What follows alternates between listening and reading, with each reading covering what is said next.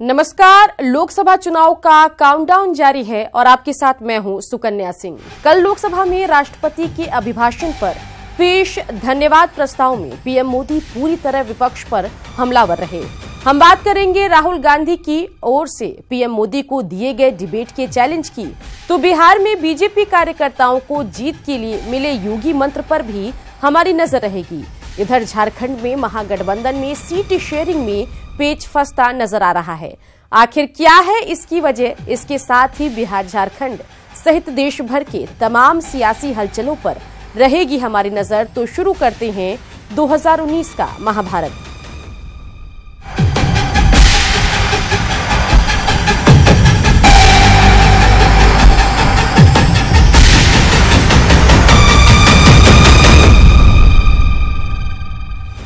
लोकसभा में पीएम मोदी ने राष्ट्रपति के अभिभाषण पर धन्यवाद प्रस्ताव दिया।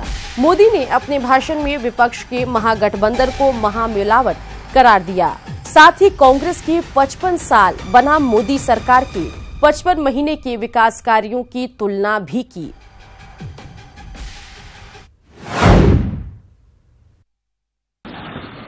सरकार की पहचान ईमानदारी के लिए है।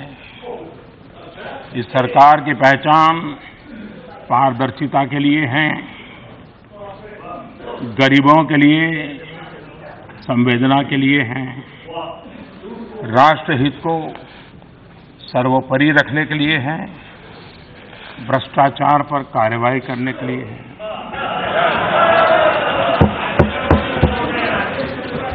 और तेज गति से काम करने के लिए है।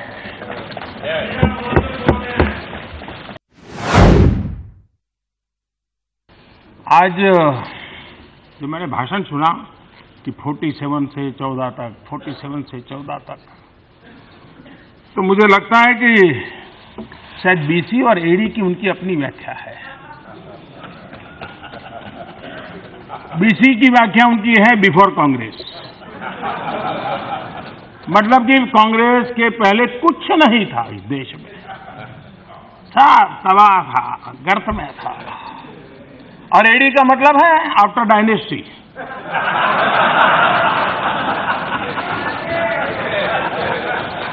यानी जो कुछ भी हुआ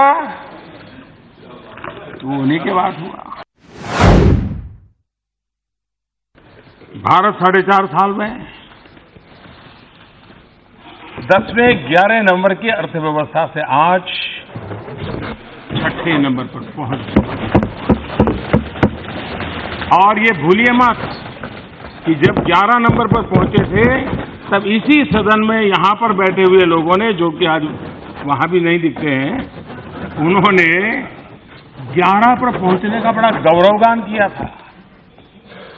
मैं समझ नहीं पाता हूं कि इनको 11 पर पहुंचने में गौरव दिखता था, उनको 6 पर पहुंचने में पीड़ा क्यों, दर्द क्यों?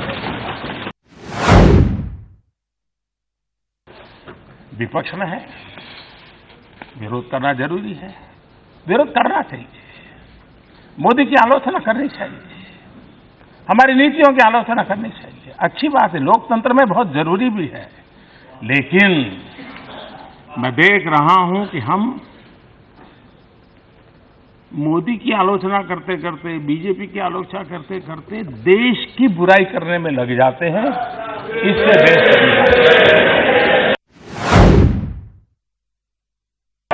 लंदन में जाकर के प्रेस कॉन्फ्रेंस कर करके देश की क्या इज्जत बढ़ा रहे हो, झूठी प्रेस कॉन्फ्रेंस करके। और आप मुझे पूछ रहे हो, नहीं, आज मुझे पूछ रहे हो कि क्या कौन कुछ नहीं कहा। अच्छा है, मैं अपनी मर्यादा में रहूं, वही ज्यादा अच्छा है।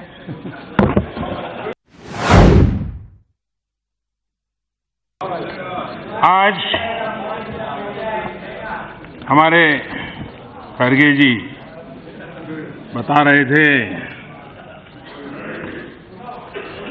कि मोदी जी जो बाहर पब्लिक में बोलते हैं, राष्ट्रपति जी ने वही बात सदन में भी कही।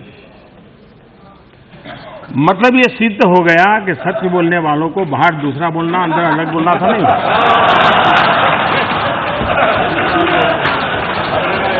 जो सच बोलता है वो बाहर भी वही बोलता है, अंदर भी वही बोलता है।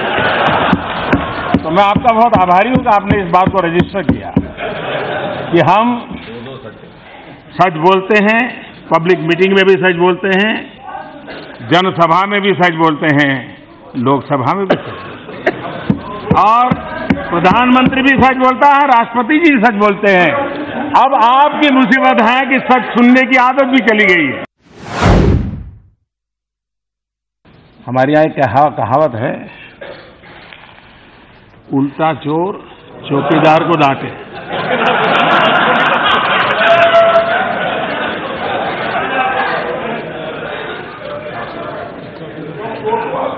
आप जरा बताइए, मुझे लगता है विचार करने की आवश्यकता है।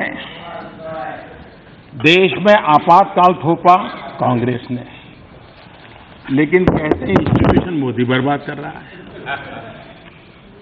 सेना को अपमानित किया कांग्रेस ने, कहते हैं मोदी बर्बाद कर रहा है। देश के सेनाध्यक्ष को गुंडा कहा, कहते हैं कि करने वाले कांग्रेस, कहते मोदी इंस्टीट्यूट बर्बाद कर रहा है। कहानियां घड़ी जाती है तख्ता पलट करने की। अपनी विफलता ईवीएम पर, अपनी विफलता। मैं तो हैरान हूं, देश बजट की चर्चा करता है और ये ईवीएम का रोना रो रहे थे। ये कितनी, यानी आप इतने डरे हुए, क्या हो क्या गया है आप लोगों को? 356 का दुरुपयोग 100 बार, करीब 100 बार आपने किया। चुनी हुई सरकारों को आपने बर्खास्त कर दिया, और श्रीमती इंदिरा गांधी ने अकेली ने 50 बार किया उसका उपयोग। 50 बार सरकारों को गिराया। मंत्रिमंडल के निर्णय, कैबिनेट का डिसीजन, प्रेस कॉन्फ्रेंस में जाकर कैसे काट रहे? कौन सी सेंसिटी, कौन सी संस्थाओं का सम्मान? और इसलिए कृपा करके मोदी पर उंगली उठाने से पहले ये आपको पता होना चाहिए कि आपकी 4 उंगली आपके तरफ होती है।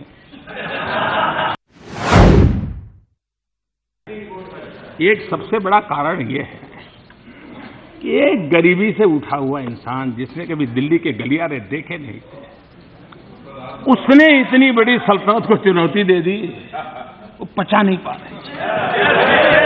तो ये मान के चलते हैं कि हम तो ये बस देश पर गद्दी हमारे मालिकी की है, वो ऐसा एक कोने में पड़ा हुआ इंसान आके यहाँ, ये बात इनके दिमाग से जाती नहीं है। वो जो नशा है, वो नशा परेशानी का कारण है। 30 साल के बाद देश की जनता ने पूर्ण बहुमत वाली सरकार चुनी है, और देश अनुभव करता है जब मिलावटी सरकार होती है तब क्या हाल होता है, और अब तो महामिलावट आने वाला है।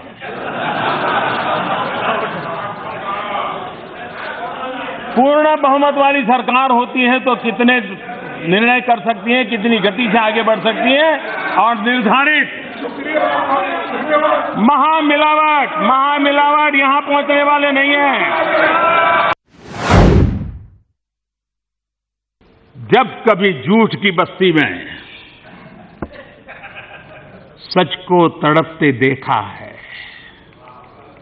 जब कभी झूठ की बस्ती में सच को तड़पते देखा है, तब मैंने अपने भीतर किसी बच्चे को सिसकते देखा।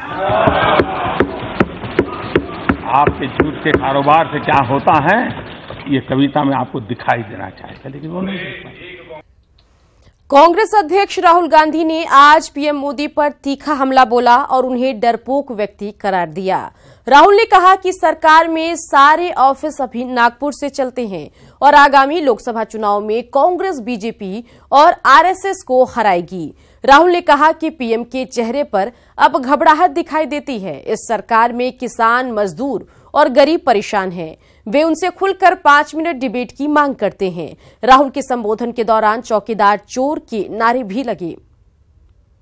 किसानों की बात हो, चाहे रोजगार की बात हो, चाहे भ्रष्टाचार की बात हो, प्रधानमंत्री यूं नहीं बोल सकता। आज प्रधानमंत्री यूं बोलता है और ये काम कांग्रेस पार्टी ने किया है। मेरा कहना है कि ये डरपोक व्यक्ति है। मैं इसको पहचान गया हूं, ये डरता है। जब इसके सामने आदमी खड़ा होता है कि मैं नहीं करूंगा पीछे, क्या करोगे? नरेंद्र मोदी जी, ये इनका डीएनए, ये कायल है, कपट है, डरपोक है। 2019 में कांग्रेस पार्टी चुनाव जीतेगी। दिल्ली में महागठबंधन को लेकर जेएमएम और कांग्रेस ने सीट शेयरिंग का फॉर्मूला फाइनल होने का दावा किया, लेकिन इसमें अब भी पेच बरकरार है। बाबूलाल मरांडी ने सीट शेयरिंग के इस फॉर्मूले को मानने से साफ इनकार कर दिया है। उन्होंने साफ कहा है कि जेवीएम को 3 सीटों से कम मंजूर नहीं है। झारखंड में महागठबंधन में बन गई बात। कांग्रेस और जेएमएम के बीच लिखित सहमति। लोकसभा चुनाव में कांग्रेस होगा बड़ा भाई, तो विधानसभा चुनाव में जेएमएम होगा बड़ा भाई।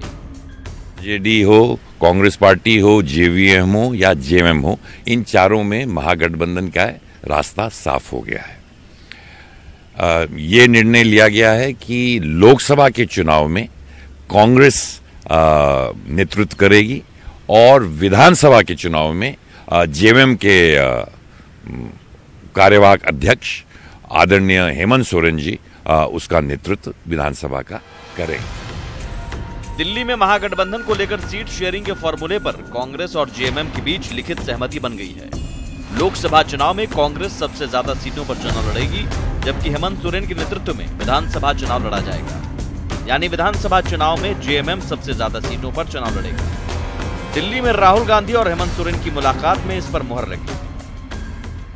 लोकसभा में ज्यादा सीटें कांग्रेस पार्टी लड़ेगी और जहां तक विधानसभा की बात है जेएमएम सबसे ज्यादा सीटों पर, बाकी पार्टियों से ज्यादा सीटों पर, विधानसभा की सीटों पर जेएमएम लड़ेगी। ये निर्णय लिया गया है। और विधानसभा चुनाव में जेएमएम सबसे ज्यादा सीटों पर लड़ेगी, तो इसका मतलब है मुख्यमंत्री जेएमएम का होगा। स्वाभाविक रूप से है, झारखंड मुक्ति मोर्चा का दावा है, तो झारखंड मुक्ति मोर्चा से ही जिसका अधिक दावा बनेगा वही होगा।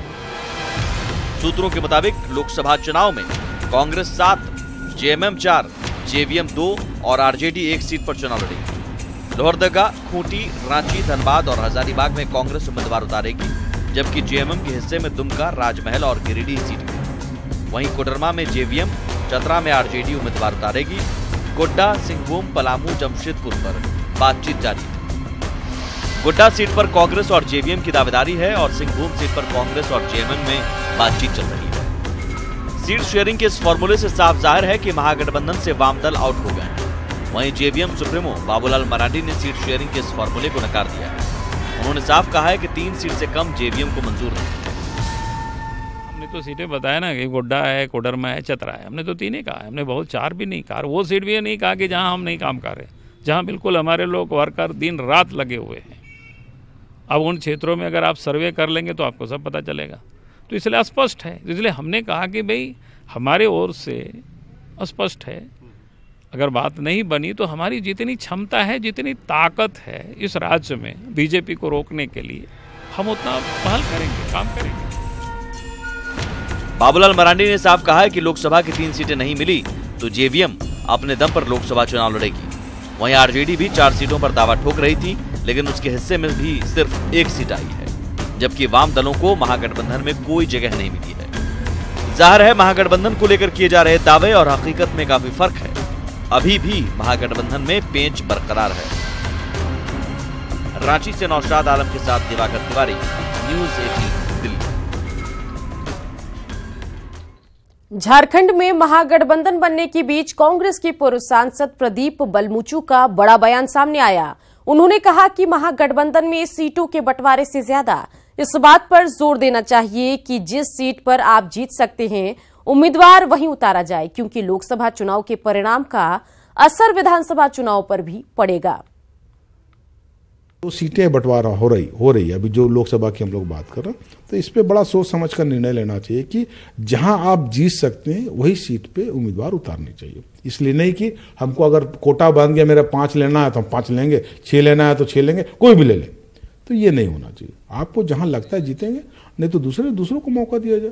इसको सर्वे करा लेना चाहिए, उसके बाद बोलना चाहिए नहीं ठीक है भाई नंबर्स के बाद में ठीक है, मगर कौन सीट में कौन लड़ेगा इस निर्णय लेने के पहले बहुत बार हर एंगल से सोचना पड़ेगा, विचार करना पड़ेगा, उसके बाद ही निर्णय लेना पड़ेगा। क्या राम मंदिर राग और विकास के कॉकटेल से बिहार के सीमांचल में बीजेपी चुनावी वैतरणी पार करने की तैयारी में है। कल यूपी के सीएम योगी आदित्यनाथ पूर्णिया के दौरे पर रहे। उन्होंने सीमांचल के 4 जिलों के शक्ति केंद्र प्रभारियों के साथ बैठक की और उन्हें चुनाव में जीत का गुरु मंत्र भी दिया।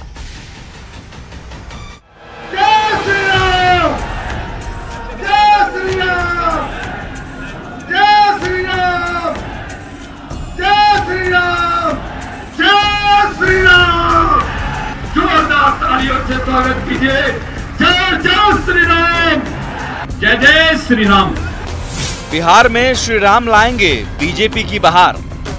जय श्री राम, जय श्री राम, जय श्री राम, जय श्री राम, जय श्री राम। जोरदार तालियों से स्वागत कीजिए। जय जय श्री राम, जय जय श्री राम। राम मंदिर राग से सीमांचल में होगा बेड़ा पार। और मुझे लगता है कि आने वाले समय में बहुत कुछ उत्तर प्रदेश के अंदर होने जा रहा है, बहुत चीजें होंगी। मित्रों, आप चिंता मत करिए। हम लोग पहले इस बात को संकल्पित हो करके कह चुके हैं कि मर्यादा पुरुषोत्तम भगवान श्री राम का मंदिर उसी स्थान पर उसी जगह बनेगा जहां राम का विराजमान है। हम लोग पहले ही कह चुके हैं, इसमें कोई कंफ्यूजन होना भी नहीं चाहिए। गौ माता के सहारे होगा चुनावी वैतरणी पार। 400 गौ माताओं का वध करके सर और घर को अलग करके नदी में बहा दिया गया था। उस समय हम आपसे आग्रह करते थे कि आप अपने कहते हैं कि मैं तो गौ पालक हूँ, मैं तो गरीब हूँ। उस समय आपसे मैंने गुहार लगाई थी, भारतीय जनता पार्टी का प्रदेश अध्यक्ष गौवध करने वालों को जब तक जेल नहीं भेजेगा तब तक सीमांचल की धरती से पटना नहीं लौटेगा। सीमांचल में पाकिस्तान बनेगा बीजेपी का तारणहार। उन्हें मालूम है कि अगर भारत के एक सैनिक पर हमला करोगे तो बदले में पाकिस्तान के 100 सैनिक मारे जाएंगे। यह हिम्मत भी कोई कर सकता है, केवल मोदी जी कर सकते हैं, भारतीय जनता पार्टी कर सकती है। ये लोग नहीं कर सकते जो भारत के टुकड़े टुकड़े करने की बात करते हैं। सीमांचल में योगी बनेंगे बीजेपी के खेवनहार। इस सीमांचल क्षेत्र में मैं विशेष रूप से आप सबका आह्वान करने के लिए आया हूं। तेजस्वी यादव ने दरभंगा से बेरोजगारी हटाओ आरक्षण बढ़ाओ यात्रा की शुरुआत की। इस दौरान तेजस्वी ने केंद्र और बिहार सरकार पर जमकर निशाना साधा। तेजस्वी ने कहा कि लालू यादव ने कभी सांप्रदायिक शक्तियों के सामने घुटने नहीं टेके और न ही विचारधारा से कभी समझौता किया। वहीं मुजफ्फरपुर शेल्टर होम मामले पर बिहार सरकार को सुप्रीम कोर्ट की फटकार को लेकर भी सरकार पर हमला बोला। हालांकि केंद्रीय राज्य मंत्री गिरिराज सिंह पर निशाना साधने के दौरान वे भाषा की मर्यादा भूल गए। पहले सुप्रीम कोर्ट ने कहा कि ये स्टेट स्पॉन्सर्ड है, यानी सरकार द्वारा ये किया गया घटना है। आज जो उस समय के इंटरिम डायरेक्टर सीबीआई जो थे नीतीश कुमार जी के साथ साथ सीबीआई को भी फटकार लगाया है। आप लोग देखिए, देश सबों का देश है। इस देश को आजाद कराने में हिंदू मुसलमान सिख ईसाई सबका खून बहा है। ये गिरिराज सिंह हम लोगों को पाकिस्तान भेजने का बात करता है। गिरिराज सिंह आपके पाप का ये देश नहीं जो हमको पाकिस्तान भेज दो। पटना में आज भारतीय जनता युवा मोर्चा का युवा महासम्मेलन आयोजन किया गया है। कार्यक्रम में भाजयुमो की राष्ट्रीय अध्यक्ष पूनम महाजन भी शामिल होंगी। महासम्मेलन में केंद्रीय मंत्री रविशंकर प्रसाद और राधा मोहन सिंह समेत कई मंत्री शामिल होंगे। वहीं कार्यक्रम की तैयारियों को लेकर बीजेपी युवा मोर्चा के प्रदेश अध्यक्ष नितिन नवीन ने आयोजन स्थल का निरीक्षण किया। देखिए, हमारे राष्ट्रीय अध्यक्ष पूनम महाजन जी का भी आने का है और साथ में अपने केंद्रीय मंत्री आदरणीय रविशंकर प्रसाद जी, रामकृपाल यादव जी और माननीय केंद्रीय मंत्री राधा मोहन सिंह जी की आने की जानकारी है। और साथ में हमारे राष्ट्रीय प्रवक्ता सुधांशु त्रिवेदी जी, राष्ट्रीय प्रवक्ता शहनवाज हुसैन जी, साथ में हमारे प्रदेश के अध्यक्ष माननीय नित्यानंद राय जी और प्रदेश के अपने सभी मंत्री मंगल पांडे जी, नंदकिशोर यादव जी, प्रेम कुमार जी और सभी मंत्रीगण रहने वाले।